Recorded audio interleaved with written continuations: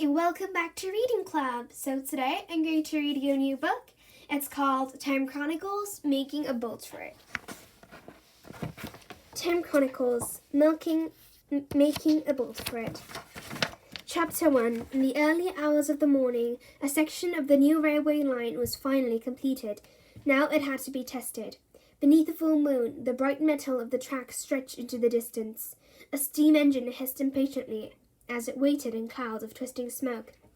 The navvy's men who had built the railway lined the embankments on either side of the track. Some lay sleeping, others played cards or dice. Hardly anyone bothered to watch as the train blew its whistle and began to move. The steam engine picked up speed. The engine's cabin was hot, noisy, and cramped. The sweating faces of the driver and the firemen glistened in the fierce heat from the coal fire in the firebox. Both men worked tirelessly to keep the boiler at full pressure. It was dirty, exhausting work. A third man stood behind, watching them, wearing a smart dark suit. He looked out of place in the sooty cab. "'Tis an honour to have you aboard, sir," shouted the driver from the din. He winked at the fireman. "Who'd have thought it, Fred? Sir Robert, the engineer, in our cab." The man in the dark suit smiled. "Well, I can have you men test the new railway bridge on your own," he laughed. "After all, I designed the thing. I should prove it safe by being the first over it." The steam engine chugged on through the moonlit countryside. Sir Robert gazed out as they flashed past countless hedge-lined fields of crops, then cows, then sheep. "Just round the next bend and we'll be on your new bridge," shouted the driver. Sir Robert smiled to himself. This was an exciting time to be alive. The country was changing, improving, and he was playing a big part in making it happen. Sir Robert leaned out of the cab to watch the bridge come into view. But something caught his eye as the train steamed on. He thought he saw sheep running alongside the track, past the train. Animals don't run towards train, do they? At the same moment, the driver called out in alarm, "Look out! Near the bridge! Men on the tracks!" With a long blast of the engine's whistle, everyone in the cabin was thrown forward as the driver pulled the emergency brake. With its brakes grinding, the steam engine hurtled on towards the bridge. Despite the terrible sound, most of the sheep did not move, caught between the fear of the train and the fear of something else beyond them. What were those two dark figures doing on the bridge? They seemed to be unscrewing something. At the last moment, they leapt to one side, for at once the sheep scattered out of the way. For a split second, the man in the cabin felt a great sense of relief. But as the braking engine moved on to the bridge, they were soon gripped by a new horror. To the sound of seconding metallic cracks, the bridge began to jolt and lurch beneath them. Even in their panic, they sensed what was about to happen. "Go on!" Sir Robert shouted. "The bridge is giving away!" But it was too late. With a deafening crack, a section of the bridge collapsed. The steam engine plunged into the river below. Chapter 2. Bridge after bridge collapsed. Train after train plunged into the raging current. Fire after fire swamped by the freezing water, metal snapping, bolts breaking. Tyler suddenly woke with a jolt. He rubbed his face. "What a terrible nightmare," he shuddered. "Falling asleep at control. That's not good." Chewing a pencil to keep himself awake, he stared at the time web. Suddenly, the pencil dropped from his mouth. Without looking, he hit the alarm. He had seen something terrible. While as Tyler had slept, the Virens had made their move. Tyler was distraught. "I'm so sorry. I must have nodded off." Mortlock and the others studied the time web carefully. A black patch had spread its deadly darkness along the web's fine threads. "This is not good," murmured Mortlock. "The darkness is spreading. It means the initial attack has already succeeded." "Can we stop it?" asked Chip. Mortlock looked worried. "If a Viren attack succeeds, then history is changed forever. The changes become what actually happened. They become history. And that has a knock-on effect for every moment that follows, right up to the present. Everything changes. That's why the darkness is beginning to spread up the time web." "So we're too late?" said Biff. "Possibly," nodded Mortlock grimly. "Or possibly not," said Chip. "Look, if it's only just happened, maybe the change won't have had time to spread far yet." Wilma interrupted him. "Yes, if Tyler could send us back to the point where the Viren attack happened, maybe we could change things back again before they take calls." Mortlock looked uncertain. "Well, it's worth a try. Can you do it, Tyler?" But Tyler was already at work. 1849, England. I'll get you as close as I can." Chapter 3. "Look out!" shouted Chip as they stepped from the portal. With a rush of choking smoke and swirling sparks, the steam engine slid past Wilma, Chip, and Kipper. Tyler got them close all right, a bit too close. What was that? Shouted Kipper. Chip peered through the smoke. I can't see, but it's a steam engine, I think. Seconds later, they heard the sickening crack of shattering metal and a gigantic crash as the bridge and the engine fell into the river below.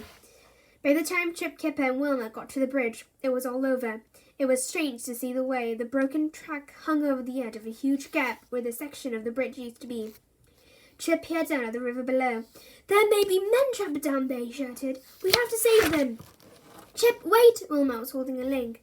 Tyler had sent a download, but the download wasn't from Tyler. Download from Mortlock. This is Mortlock. We can see the bridge in the globe. There is nothing you can do. It's too late. You are not to go near the water. That is an order. TM. Mortlock did say it was probably too late to do anything, said Kipper quietly. But we have to do something, said Chip. Maybe, said Wilma. Look! Back down on the track, two dark figures was running into the dark distance. Chapter 4. Virens, hissed Wilma. Come on! But what about Mortlock orders? Kipper called after her. Did he say we couldn't catch Virens? She replied. Some way down the lane, the Virens seemed to be looking for something. Then they dashed up the bank at the side of the track and out of view.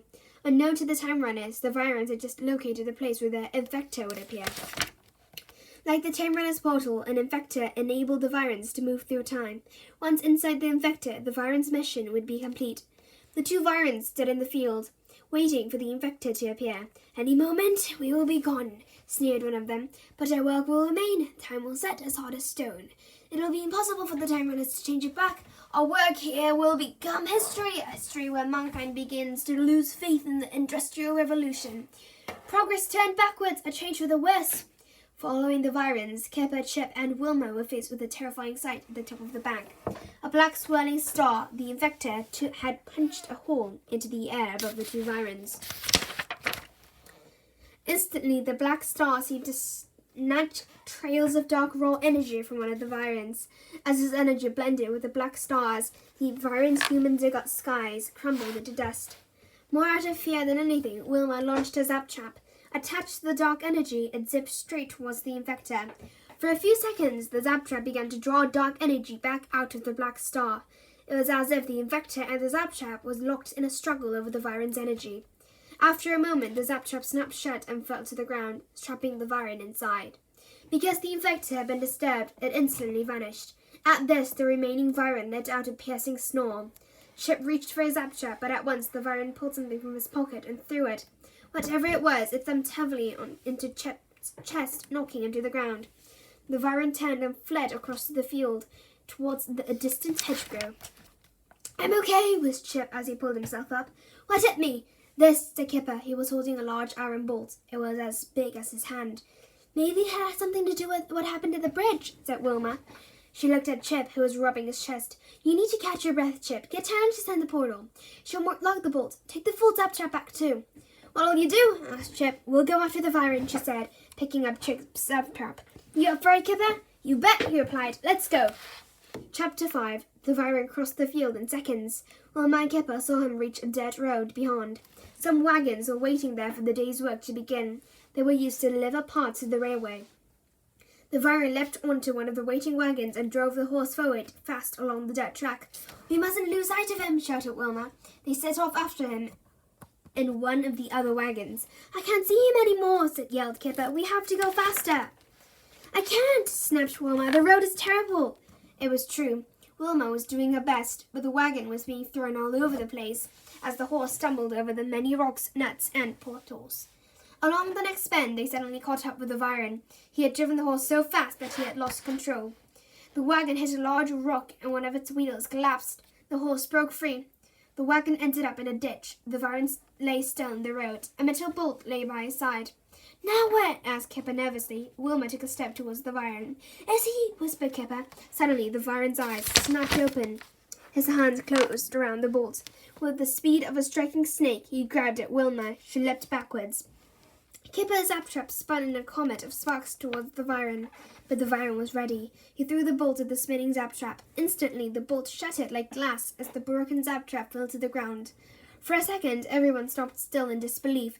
Then the Viren began to laugh, and he turned and ran. Chapter 6. Back at the time vault, Chip sat in the laboratory watching Mortlock at work. Mortlock had been studying the vault Chip had brought back. He had run various tests, and now he sat staring at the piece of the bolt through a microscope. "As I suspected," he suddenly muttered.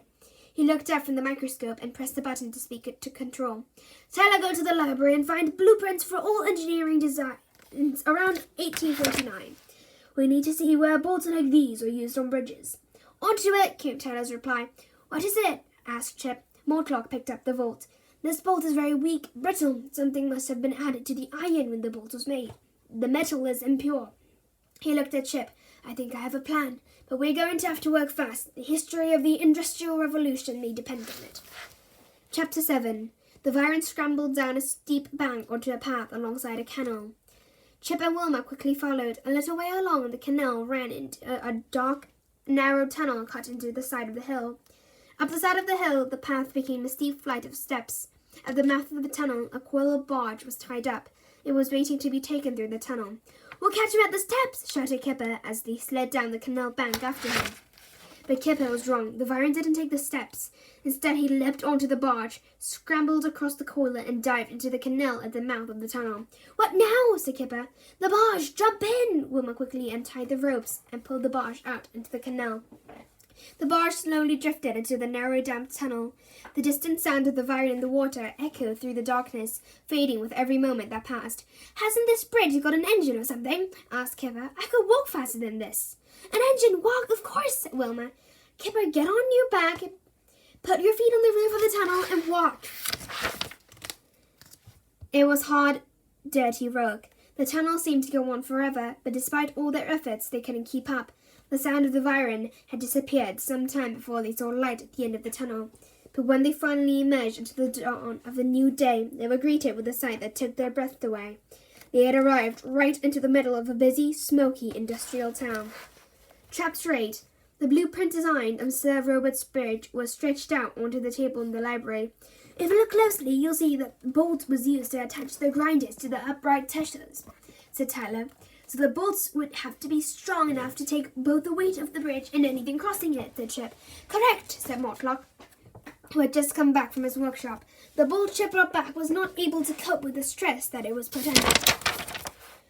"But what can we do?" asked Chip. "The Virens have beaten us on this one." "There may be a way," said Mortlock. He put a bag of bolts on the table. "I've made these in the workshop. They are identical, except that the iron is good. It's not brittle. If we could somehow replace the Viren bolts just before the train crosses." "But what about the Virens?" asked Chip. "Won't they still be there?" "Yes, no, well, possibly. The plan, it all depends on whether Wilma and Kipper can catch the other Viren." Chapter 9.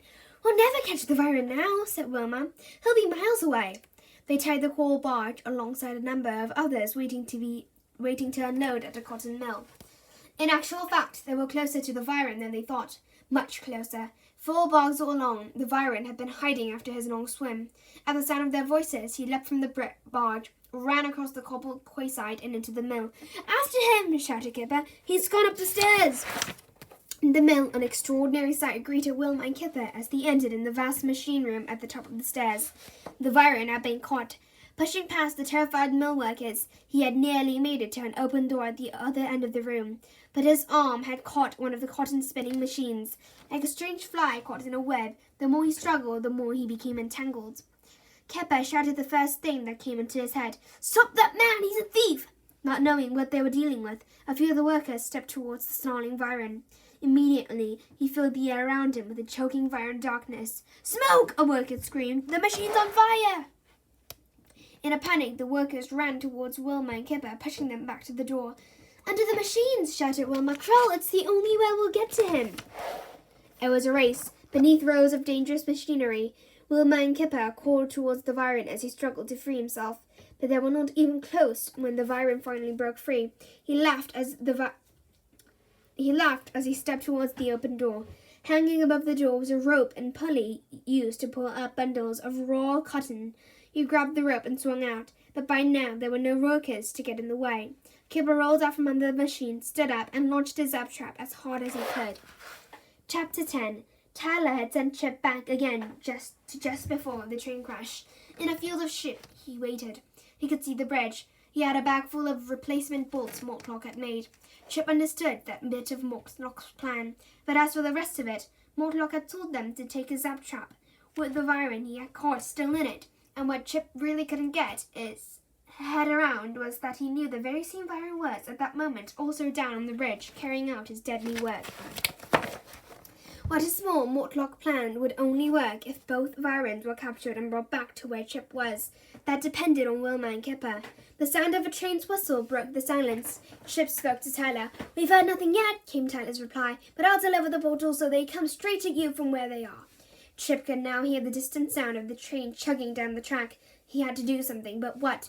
With a vague plan that he might somehow stop the train before it got to the bridge, Chip ran across the field. Sheep scattered ahead of him. Sheep! That was it!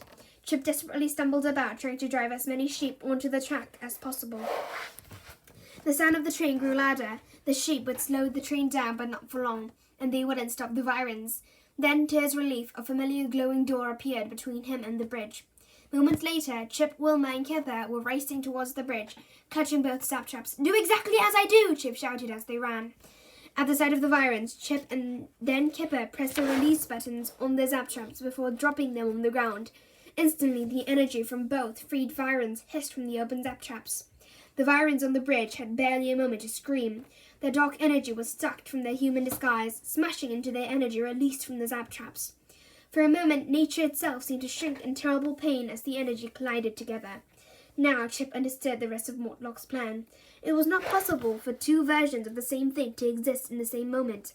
The Virens had cancelled themselves out in a terrible storm of energy. It was over. Or was it? "Quickly!" Chip shouted. With the bolts in his hand, they frantically undid the Viren's work as the sound of the distant train grew louder. The last bolt was in place just as the wheels of the engine carrying Sir Robert and the men crossed onto the bridge. They lay on the ground, exhausted. Chip felt sure he could just make out the sound of the men cheering as the engine travelled onwards beyond the bridge. "History back on track," he sighed. So that's the end of this channel. I hope you enjoyed my readings of it, and if you did, please click many likes and subscribe Reading Club. So I'll come back later with a new and improved channel. Bye everybody, see you later!